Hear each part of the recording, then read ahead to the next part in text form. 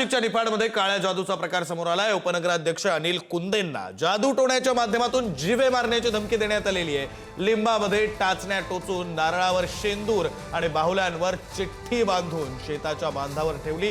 तुम्हाला मारण्याची सुपारी मला दिली आहे, असा चिठ्ठीमध्ये उल्लेख करण्यात आलेला आहे। नागरिकांमध्ये यामुळे संतापाचं वातावरण आहे। या स्तराला जाऊन असं काही करणं, घाबरवण्याचा प्रकार जो आहे हा घाबरण्याचा प्रकार निंदनीय आहे आणि तो माझ्या कुटुंबाच्या दृष्टीने फक्त मला वाईट वाटतंय का माझी म्हातारी आई आहे, त्यांना सगळा प्रकार ऐकल्यावर त्यांना थोडा धक्का बसतो, म्हणून मी त्या बाबतीत थोडा विचार करतो। नाहीतर मी हा बाबतीला कोणी भीक घालत नाही आणि हे असे प्रकार कुठे कशाने कोणी लिंबू पिरले, कोणी बावल्या पुजल्या म्हणून काय कोणाचा मृत्यू किंवा कोणाचा गेम होत नाही। हे आता जग चंद्रावर चाललं आहे आणि एका बाजूला गेलो जाऊन बावल्यात पुजत जर महाराष्ट्रामध्ये असा प्रकार होत असेल तर हा त्या बाबतीमध्ये काय उचित न बोललेलं निषेधार्ह हा विषय आहे।